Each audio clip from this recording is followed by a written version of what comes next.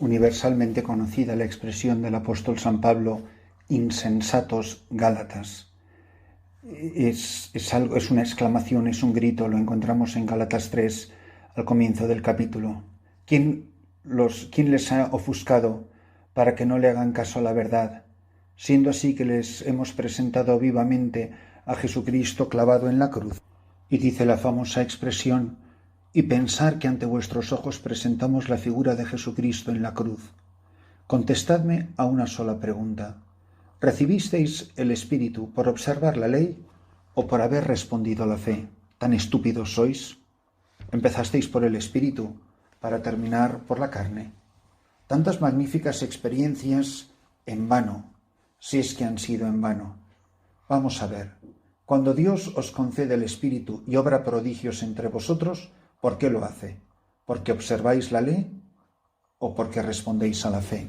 Mirad, puede parecer una discusión bizantina que en nada nos afecta al hombre moderno, pero no os creáis que es tan así. Decir que los dones que hemos recibido de Dios, que la fuerza de Dios la hemos recibido por la fe, significa que en el centro de nuestra vida está Jesucristo y este crucificado, el que ha dado la vida por mí. Es decir, que mi vida cristiana es una cuestión de fe, no es una cuestión ni de mis puños, ni de mis esfuerzos, ni de que yo me lo merezco, ni que yo he cumplido todos los preceptos, pero mucho menos es apoyarse en algo meramente humano. Decir que no habéis recibido el Espíritu Santo por motivos puramente legales, por haber cumplido la ley, significa que tu vida cristiana no se apoya en nada humano. Pero esto no es simplemente la ley judía que a nosotros ni nos va ni nos viene, sino esto incluso quiere decir mis propios sentimientos, mis gustos, mis opiniones. Y a mí me aterroriza la cantidad de católicos que se tienen por estupendos católicos, que su vida está apoyada en puros sentimientos, que sus opiniones están apoyadas en puros sentimientos y no están apoyadas en la fe de Jesucristo que se nos ha revelado en la Iglesia y que no es una realidad sentimental, sino que es algo que toca la entraña de nuestra vida cristiana. Dice dos expresiones muy fuertes. La primera les llama insensatos, que se puede traducir por algo más vulgar y más común. Pero es que luego les dice: tan estúpidos sois. Empezasteis por el Espíritu para terminar por la carne. Mi vida no la pueden mover los sentimientos. Voy a esta misa porque me siento a gusto. Estoy en esa capilla de adoración porque siento al Señor. Voy a tal cosa, es puro sentimentalismo. Y en el centro están mis pasiones, mis sentimientos. Mi vida cristiana, que es algo sobrenatural, se apoya en un fundamento puramente humano, que son mis opiniones, mis gustos, mis maneras de ser, mis sentimientos. Y aquí de lo que se trata es de la fe en Jesucristo. Aquí la cosa es ¿qué es lo que quiere Jesucristo de mí?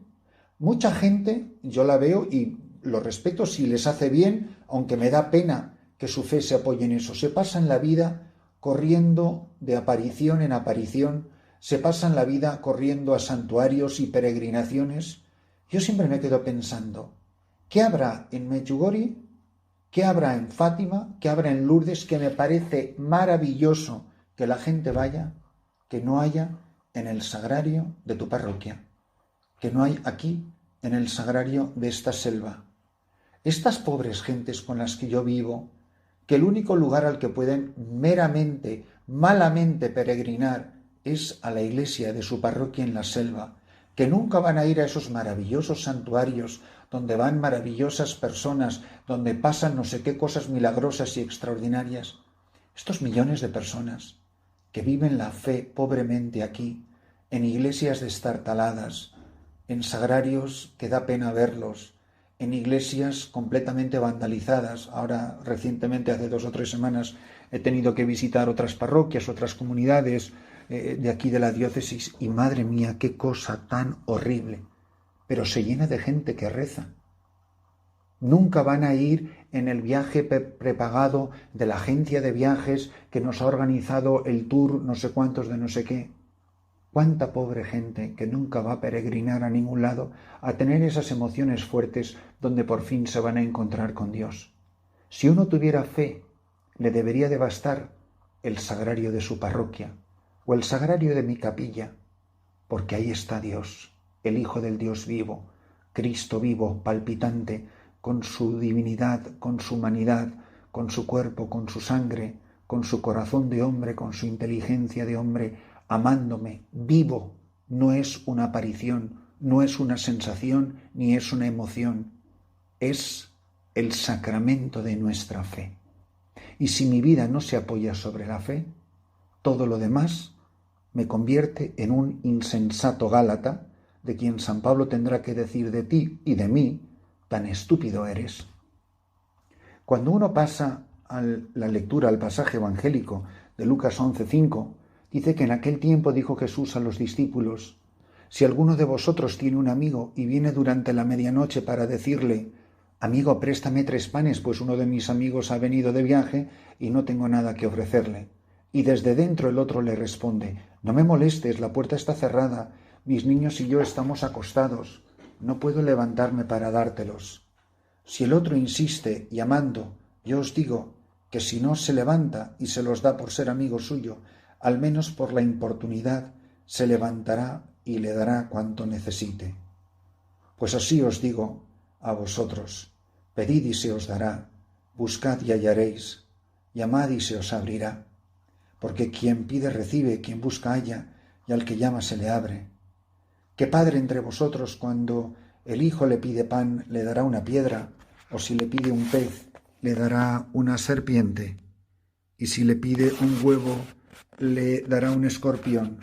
Si vosotros, que sois malos, sabéis dar cosas buenas a vuestros hijos, cuánto más vuestro Padre Celestial dará el Espíritu Santo a los que se lo piden. Fijaros qué interesante que en 2 ocasiones nos ha hablado de la fuente del Espíritu Santo.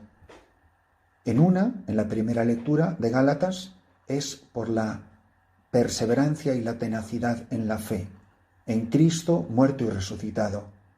Aquí, en el pasaje evangélico, nos habla de la bondad de Dios, que siempre es bueno, pero a quien hay que pedir, a quien hay que llamar, a la puerta de su corazón tendremos que golpear. La insistencia, la perseverancia en la fe, la perseverancia en la oración. Por eso, de las cosas más bonitas es cuando uno se encuentra con una religiosa anciana, cuando uno se encuentra con un sacerdote muy viejecito y te das cuenta que sigue desgranando sus cuentas del rosario, le ves con el breviario en la mano, que dice la Santa Misa, la celebra lo mejor que puede, a lo mejor ya incluso en privado porque no puede más, o en una silla de ruedas. Pero pregúntale cuántos años lleva de sacerdote. Pregunta a esa mujer cuántos años lleva consagrada a Cristo como esposa suya por la profesión de los consejos evangélicos. Cuántos ancianos maravillosos, abuelos y abuelas, que llevan tantos años de fidelidad a Cristo, de fidelidad a la Iglesia. Son los que han pasado la vida entera llamando, buscando, rogando. Y por eso dice que quien busca, que quien pide, al que llama, se le abrirán las puertas del reino, se les abrirán las puertas del corazón de Dios. Pero esa perseverancia, solo la da la fe. El que vive de chutes espirituales, tipo retiros, me da igual que sea Emaús, que cursillos, que renovación carismática, lo que sea. El que quiera vivir de chutes emocionales, eso dura 15 días y demasiado estamos acostumbrados a verlo. ¿Cuántos miles y miles de personas van a esos retiros? Pero luego, ¿cuántos perseveran 25 años después, 30 años después? ¿Cuántos? Y en el fondo, la vida cristiana es la historia de la fidelidad a un amor, a nuestro primer amor, a nuestro único amor, del que nunca nos cansamos, cuando me apetecía y cuando no me apetecía. Vosotros muchas veces habéis dejado los laicos de ir a misa cuando no os apetecía o no estabais dispuestos a hacer un plus de esfuerzo. Pero ¿habéis pensado cuántos sacerdotes celebran 3 y 4 misas los domingos? Honestamente, ¿tú crees que a ese hombre le apetece celebrar la cuarta misa igual que celebró la primera a las 8 de la mañana? Y lleva todo el domingo poniéndose y quitándose la casulla. Pero ahí lo tienes. Porque aunque él es el mismo y está celebrando su cuarta misa, la gente que tiene delante es nueva. No es la misma gente que vino a las 8, ni vino a las 10, ni vino a las 11:30, sino que ahí está celebrando la misa de una, con una sonrisa en los labios, tratando de hacerlo lo mejor posible y con toda la fe de su corazón. Cuando yo me ordené sacerdote, me mandaron a 5 pueblos muy pequeños. Celebraba en el pueblo más pequeñito, que se llamaba Robledillo, la Santa Misa de domingo en sábado. Pero los domingos celebraba yo 4 misas con 23 años. Recuerdo perfectamente en Navaltoril a las 10, a las 11 en las Unfrías, a las 11:15 en las Unfrías y a las 12:30 en Robledo del Mazo. Por la tarde, a las 5 creo que era en Piedra Escrita. Y yo, como llevaba 3 semanas de sacerdote, no entendía por qué el domingo por la tarde yo estaba completamente afónico. Cuando tenía que salir de mi casa el domingo por la tarde, desde Robledo del Mazo, donde vivía, hasta Piedra Escrita, iba agotado, iba cansado, iba desanimado, y lo que menos me apetecía era celebrar la misa número 4. Pero ahí estaba esa pobre gente sencilla. En aquel tiempo el pueblo tenía 42 habitantes, 2 niños en todo el pueblo, pero ahí estaban esperando a la puerta de la iglesia para que el sacerdote les celebrara la misa con el mismo entusiasmo con la que la había celebrado a las 10 de la mañana.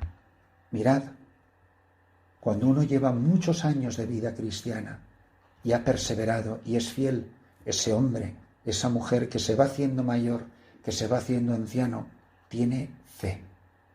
La fe es algo indefinible, indescriptible. Nos pondrá a dar 1000 definiciones teológicas, pero es la historia de una amistad. Es una historia de amor, de alguien que ha sido fiel a otro, porque él me ha sido siempre fiel a mí. Mi fidelidad a ti es que me apetezca o no me apetezca. Cuando estoy lleno de gustirrinines y cuando estoy más seco que una teja, Señor, yo no te voy a fallar. No se basa en sentimientos, no se basa en gustos y no se basa en apetencias. Tienes mi palabra, porque te quiero por encima de todo. Y esa sequedad es la mayor prueba de mi amor.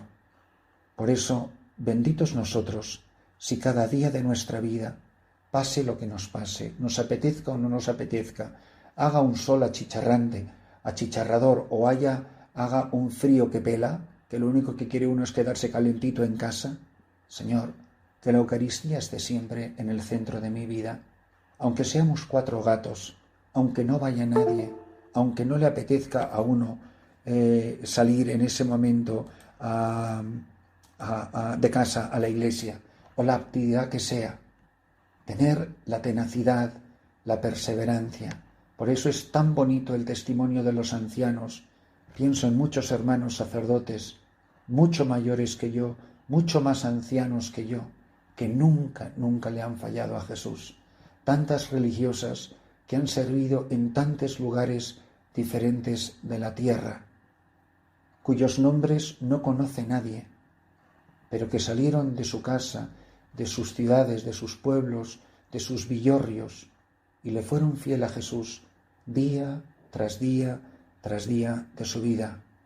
Señor, que yo nunca me canse de llamar, que yo nunca me canse de importunarte, que yo nunca me canse de llamar a la puerta de tu corazón. No quiero ser insensato, no quiero ser tan estúpido como aquellos gálatas.